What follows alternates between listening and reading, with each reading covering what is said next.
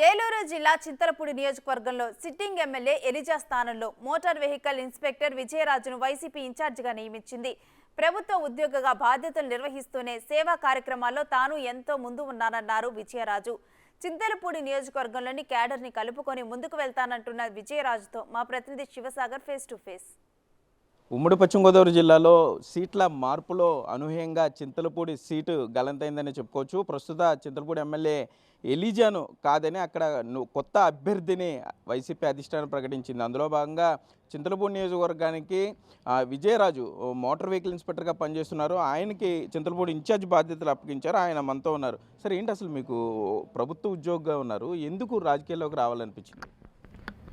ముందుగా చింతలపూడి నియోజకవర్గ ఇన్ఛార్జిగా నాకు బాధ్యతలు అప్పగించి నా మీద నమ్మకంతో ఇంత బాధ్యతలు అప్పగించిన పార్టీ అధ్యక్షుడు శ్రీ జగన్మోహన్ రెడ్డి గారికి నేను ప్రత్యేకమైన కృతజ్ఞతలు తెలియజేసుకుంటున్నాను. మీరు అన్నట్టు నేను ఒక ఆఫీసర్గా దాదాపు 30 ఏళ్ల పాటు పనిచేశానండి. అయితే నేను ఆఫీసర్గా ఉన్నప్పుడు నా పని విధానమే నన్ను ఈ స్థాయికి తీసుకొచ్చిందని నేను నమ్ముతున్నాను. నేను అందరి ప్రజల యొక్క మన్ననలను పొందాను. అన్ని వర్గాల ప్రజలతోనూ మమేకమై ఉన్నాను. ఒక సోషల్ సర్వీస్ అనేదే మోటివ్గా, ప్రజాసేవే ఒక మోటివ్గా నేను పనిచేస్తూ వచ్చిన వ్యక్తిని. అందుకనే నన్ను జగన్మోహన్ రెడ్డి గారు ఆదరించి నా మీద ఇంతటి మహత్తర కార్యక్రమాన్ని నా భుజస్కంధాల మీద పెట్టారని నేను విశ్వసిస్తున్నాను. అయితే ఒక పక్క అంటే ప్రభుత్వ ఉద్యోగం ఒక డిఫరెంట్ లైను, పాలిటిక్స్ అనేది డిఫరెంట్ లైను. ఎందుకు అసలు ఈ లైన్లోకి ఎలా రావాలనిపించింది మీకు? ఓకే, ఈ లైన్లోకి రావాలంటే మహాపాదయాత్రలో భాగంగా జగన్మోహన్ రెడ్డి గారు ఇక్కడ పేద ప్రజల యొక్క గుండె చప్పుడు విన్నారు, పేద ప్రజల యొక్క ఆకలి దప్పులు విన్నారు. వాళ్ళ కోసం ఒక నవరత్నాలైన ఒక బృహత్తరమైన కార్యక్రమాన్ని చేపట్టి పేద ప్రజల యొక్క సంక్షేమం కోసం ఎనలేని కృషి చేస్తున్న జగన్మోహన్ రెడ్డి గారే నాకు స్ఫూర్తి.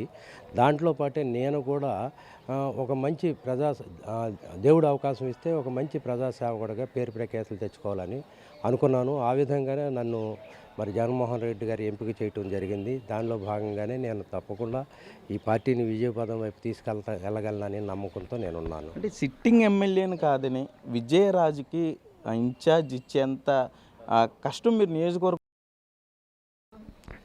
నేను ప్రజలందరితో మమేకమై ఉన్నానండి. ప్రజాసేవగా ఆఫీసర్గా ఉన్నా సరే ఒక ప్రజాసేవే అనేదే ఒక ముఖ్య లక్ష్యంగా నేను పెట్టుకుని అనేక మందికి అనేక విధాలుగా సహాయం చేస్తూ వచ్చాను. నా దైనందిన కార్యక్రమాల్లో ఒక ఆఫీసర్గా ఉంటే ఎందుకు వచ్చారు మీరు, ఏ పని మీద వచ్చారని ప్రత్యేకించి వాళ్ళని కనుక్కొని వాళ్ళ పనులన్నీ నా వల్ల అయ్యేంత వరకు చేసి పెడుతూ వచ్చాను.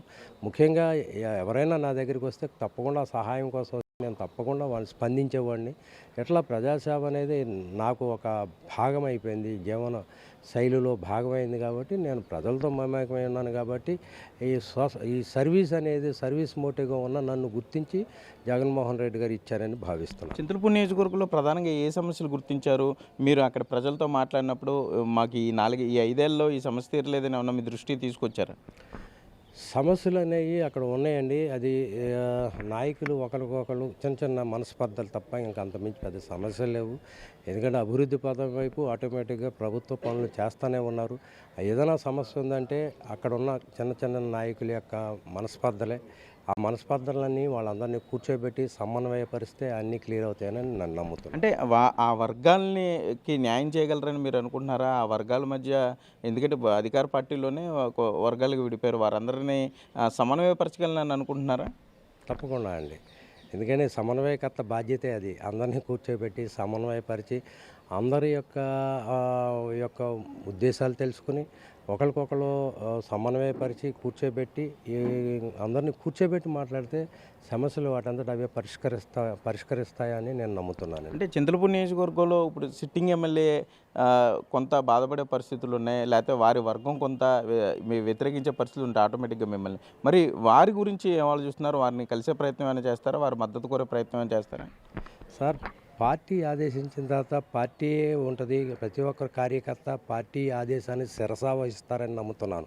అంతేగాని ఆయనకంటూ వర్గం ఇంకొకరికంటూ వర్గం ఉండదండి ఇక్కడ. ఎందుకంటే ఇక్కడ పార్టీ చూస్తారు.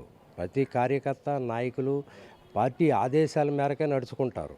అయినా సరే ఆయన ఒక ఎమ్మెల్యేగా పనిచేశారు కాబట్టి సీనియర్ నాయకుడిగా ఆయన గౌరవిస్తాను, ఆయన సలహాలు తీసుకుంటాను, ఆయన యొక్క సహాయ సహకారాలు అర్థించి ఆయన కూడా కలుపుకొని పార్టీని విజయపదం వైపు నడిపించగలనని నేను అనుకుంటున్నాను. అంటే చింతలపూడి నియోజకవర్గం అంటేనే అక్కడ రాజకీయంగా కొంత ఒకరికొకరు ఎత్తులకి పై ఎత్తులు వేస్తూ ఉంటారు.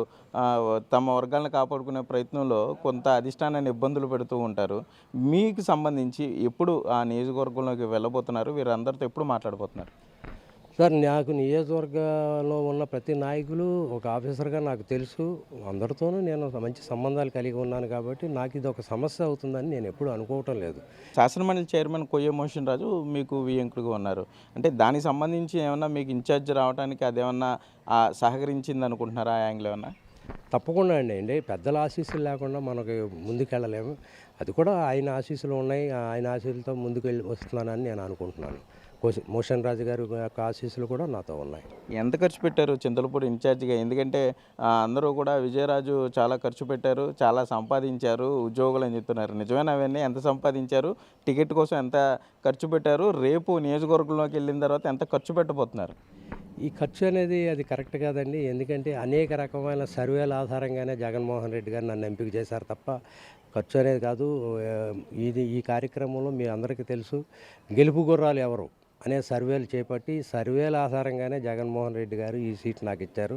ఆ చిన్న విభేదాలను సరిచేసుకుంటూ చింతలపూడి సీటు తప్పక కైవసం ఈ చింతలపూడి నూతన వైఎస్ఆర్సీపీ ఇన్ఛార్జ్ విజయరాజ్ చెప్పే ప్రశ్నలు అయితే ఇక్కడ ఉన్నాయి. కెమెరామెన్ భాగ్యరాజ్తో సాగర్, బిగ్ టీవీ, ఏలూరు నుండి.